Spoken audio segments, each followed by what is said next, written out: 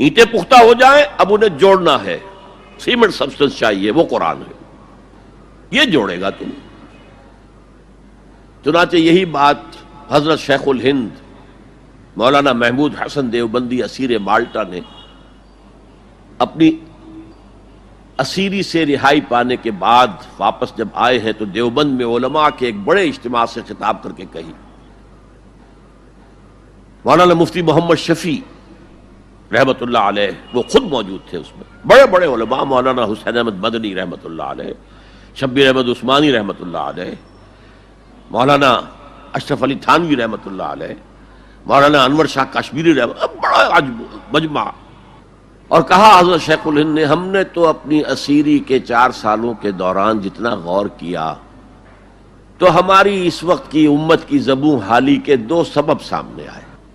مولانا مفتی شفیع لکھتے ہیں ان کی کتاب وحدت امت کے نام سے، کہتے ہیں کہ پورا مجمع ہمہ تن گوش ہو گیا کہ یہ شیخ الشیوخ استاد العلماء عمر کے اس آخری درجے میں اس حد پر آ کر اب نیا سبق کون سا سیکھ کر آیا؟ تاکہ ہمیں تو اس کے 2 سبب معلوم ہوئے، ایک ہمارا قرآن کو ترک کر دینا، لفظ نوٹ کیے، ترک کر دینا، اور دوسرا ہمارے آپس کے اختلافات۔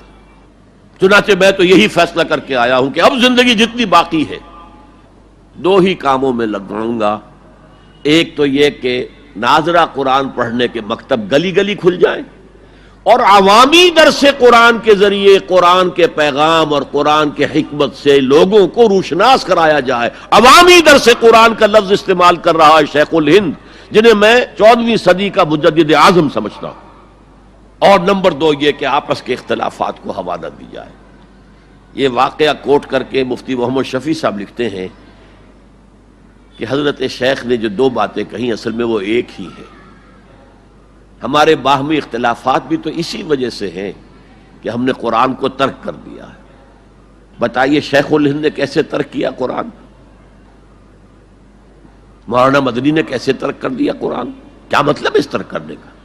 حال تو یہ ہے کہ مولانا مدنی رحمت اللہ علیہ، حالانکہ وہ تو گرفتار نہیں ہوئے تھے، وہ تو والنٹریلی اپنے شیخ کی خدمت کے لیے گئے ہیں ساتھ، اور اس حد تک ان کی وفاداری اور ان کی خدمت گزاری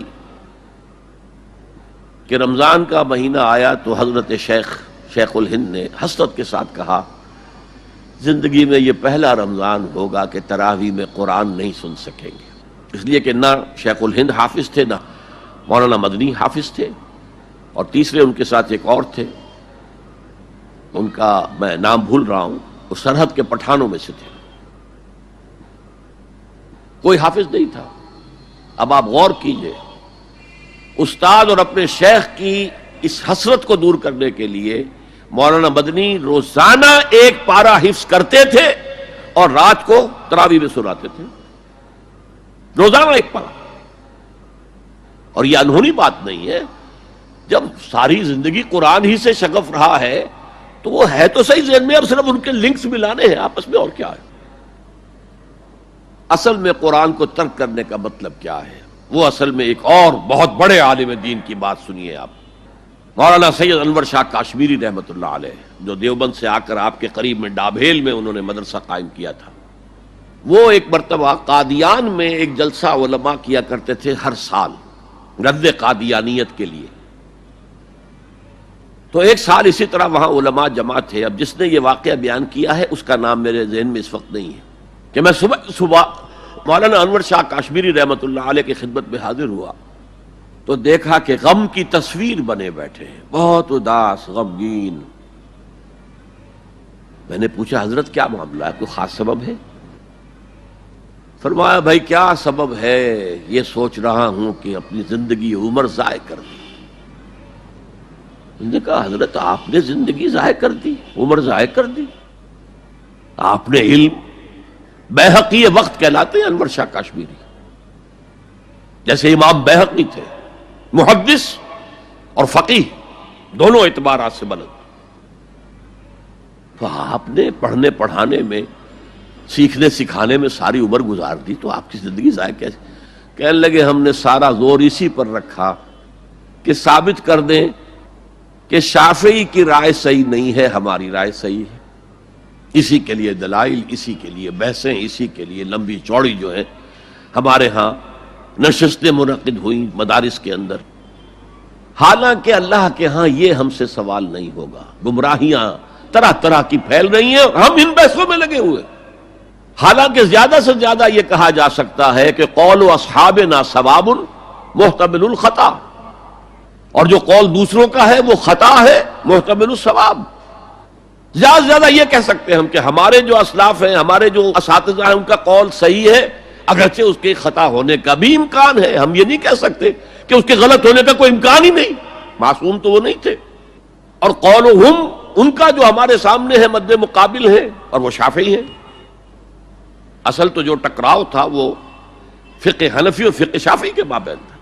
ہم صرف یہ کہہ سکتے ہیں کہ ان کا یہ قول خطا ہے، غلطی ہے، اگرچہ احتمال موجود ہے کہ وہی صحیح ہو. اس کے سوا تو ہم کچھ نہیں کہہ سکتے. اور ہم نے اپنی ساری زندگی اس کام میں لگا دی. لیکن میں کہہ نہیں سکتا اس پر کتنے رنج اور صدمے کا اظہار کروں کہ مجدد وقت شیخ الہند رحمۃ اللہ علیہ اور بیہقی وقت مولانا انور شاہ کاشمیری رحمۃ اللہ علیہ، ان کی ان باتوں کا کوئی اثر ان کے شاگردوں نے قبول نہیں کیا. وہی روش ہے، وہی فقہی بحثیں ہیں. جب میں نے پاکستان میں تحریک خلافت کا آغاز کیا، کچھ احادیث بیان کی، اچھے علماء نے کہا کہ ڈاکٹر صاحب ہم نے تو یہ حدیثیں پہلی مرتبہ آپ سے سنی. یہ حدیثیں جو ہیں یہ ہیں کتاب الملاحم میں، اشراط الساعہ، علامات القیامہ، کتاب الفتن. اور حدیث کے ان ابواب پر تو پہنچتے پہنچتے ہم ایگزاسٹ ہو چکے ہوتے ہیں. ہماری ساری بحثیں جو ہے وہ ختم، اور وقت ختم ہو جاتا ہے ان فقہی بحثوں کے اندر. یہاں تک تو ہم پہنچتے ہی نہیں. بہرحال دوسرا نقطہ جیسا کہ میں نے عرض کیا، پہلا اینٹیں پکاؤ، مضبوط کرو.